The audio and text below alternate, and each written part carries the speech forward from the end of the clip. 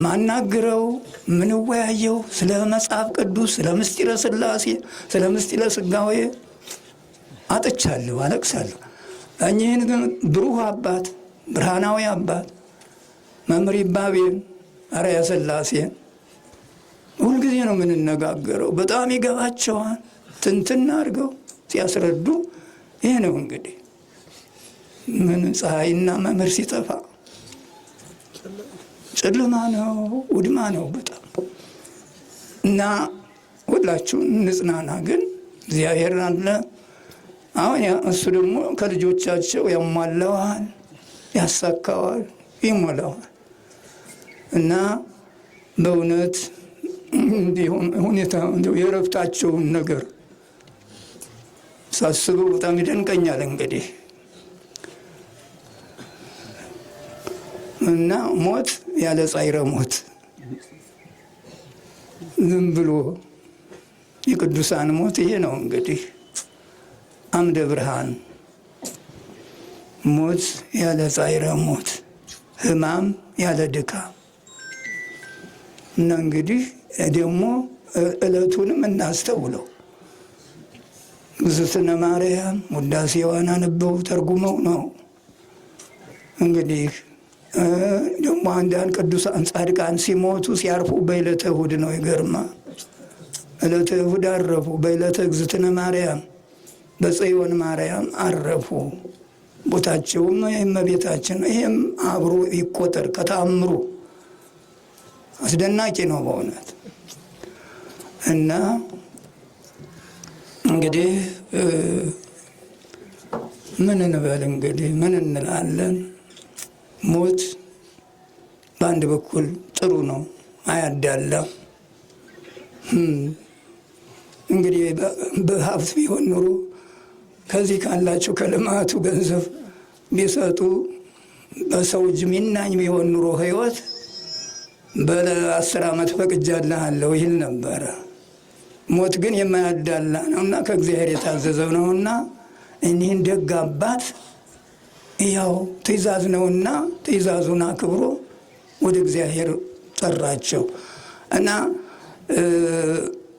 ብዙ እናገር ነበረ፣ ብዙም ጠቅስ ነበረ። እንግዲህ ሁላችሁ ደክማችኋል። ተትናንት ጀምራችሁ ነው። አባታችን ብፁዕ አቡነ አብርሃም ብዙ አዝነዋልና ከእኔ ይልቅ እሳቸው በጣም ደክመዋል፣ አዝነዋል። እኔ ልሸፍነው እባክዎትን ብዬ ነውና በጣም አሳስበው ነው፣ ደጋግመው ነው እንዲሁ ከእሱ ጋር ብሄድ እንዲው ቢያጽናናኝ እግዚአብሔር ብለው በጣም ተነጋግረናል እና የእሳቸውን መልእክት ይድረስ ከአባታችን ጋር በእውነት ሁልጊዜ ሲወያዩ ሲነጋገሩ ነው። ብዙ ማዕረግ ሰጥተዋቸዋል። በዚህ ለደብሩም ለገዳሙ ለራሳቸው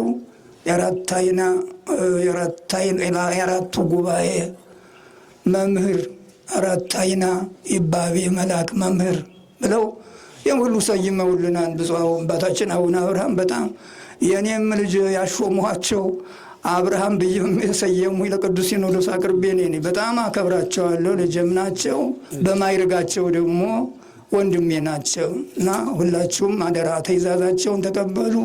መልአከ ገነትም የሰሜን ጎጃም የእናንተው ያው ስራ አስኪያጅ ነው። ከአባታችን ጋር ሆኖ ይህንን ያቀኑታል። እንግዲህ አባታችን እዚያ ሆኖ በጸሎት ይረዱናል፣ ዝቅ ብለው ይመለከቱናል። ሁላችንን እንግዲህ አይዟችሁ ብለው ወደ እሳቸው ሲጠሩን መሄድ ብቻ ነው እና እኔ እግዚኦ አይርፍን አልልም። በረከተ አባ አርአያ ሥላሴ ይህድር በላዕሌነ አሜን ነው። አንዲት ቅኔ ያለችኝ መራት ደብረ ጽዮን ሕጽይተ ልዑል ለተዋህዶ ለምን ታዘንኪ ወይ ተሰርጎኪ ከርቤ ወለምንት በጊዜ ከብካብኪ ታሃጣ ይባቤ። እልል የሚባለው ጠፋም። በዓል ሲሆን ሰርግ ሲሆን እልልታ ነበረ። ቤተ ክርስቲያን ሆይ በክብርሽ ቀን ታቦትሽ ሲወጣ ክብርሽ ሲከበር ለምን እልል አልተባለ ነው የቅኔው ምስጢር።